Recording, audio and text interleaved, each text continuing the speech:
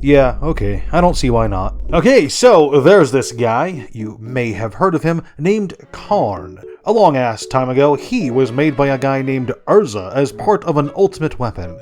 And then Karn decided to be a pacifist. Hilarious. Anywho, we're going to jump forward in time a bit. Spoiler warning, Urza dies and his spark gets transferred into Karn. Now, what is a spark, you might ask? Well, it's basically a poorly defined plot device that allows certain individuals to planeswalk, making them, wait for it, planeswalkers. So now, Karn is a planeswalker and, you know, back in the day, being a planeswalker meant something. For one thing, they all looked way cooler, and for another thing, they were basically gods. So Karn, who spent most of his life as a weapon of war for a literal psychopath up until this point, decides to use his godly power to... And Karn said, "Let there be metal." And bam, the plane of Argentum was born. A world of perfect mathematical symmetry, metallic perfection, smooth, shiny, fuck it, this place is boring. So boring, in fact, that Karn decides to leave and do other shit. But he can't just leave this absolutely empty metal world with no life on it whatsoever unguarded. No, it needs a warden. And so Karn took this little doodad called the Mirari. Okay, I'm not telling you about the Mirari, there's already a video on it, fuck off. And made a golem with it. Not a golem like Karn, mind you, but a freaky-ass crab spider dude thing called Memnarch. To Memnarch, Karn gifted absolute control over Mirrodin, which was, again, basically just empty fields of shiny nothing. And the Golems. Oh yeah, the Golems existed.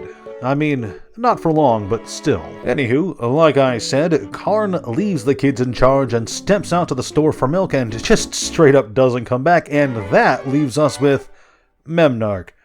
Dear God, this guy. Look, he's fucking to look at, okay? Like, Karn intentionally made this dude to look weird. Karn's got issues. Anywho, Memnarch handles abandonment about as well as I handle going 0-5 in a draft on a Thursday night after a long day of work, and my opponents keep fucking Fortnite dancing whenever they win, and I know the doctor said to just let it go, but if I ever see Nate outside alone at night, my hands are gonna find his throat and... Where was I? Oh yeah, Memnarch kinda loses it. You see, at first it started out with him just being the boredest. So bored that he decided that he wanted to be like Daddy Karn and leave. Only he couldn't. Memnarch, you see, didn't have a spark. But he had a plan. A plan to get a spark. All he needed was to get someone who had a spark and take theirs. Then everything would work out fine.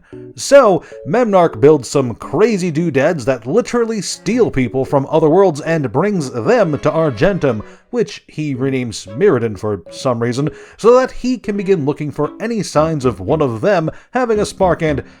Wait a minute. Memnarch, if you can build a device that can bring life from other worlds to Mirrodin, surely you can build something that'll let you just go to other worlds, you fucking idiot. This entire plan of yours is fucking dumb. Fuck it, back on track. Anywho, some time passes and lo and behold, an elf shows up eventually who's got a spark. Her name's Glissa and she's hot as hell.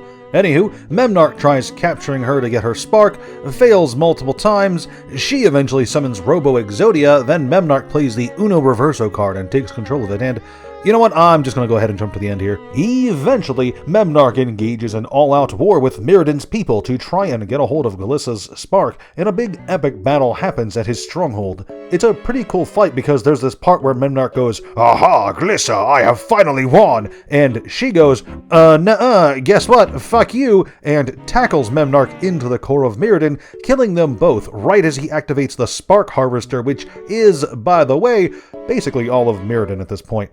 So, Memnarch and Glissa die, and thanks to magic shenanigans, Glissa's spark transfers to Slowbad, her goody boy goblin bud. Oh, and once again, after everything's already over, Karn shows up with some lame excuse like, "Oh, I couldn't get in, I dropped the keys."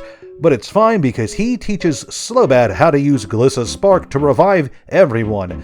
Then, get this, then, after it's all over, Karn melts down Memnarch back to his Mirari core and no, he doesn't do something responsible like break the bad luck ball. No, he gives it to Glissa and pals to watch over and leaves. Again. Karn, you are just a fucking cornucopia of incompetence. Anywho, that's all I've got. Have a good day.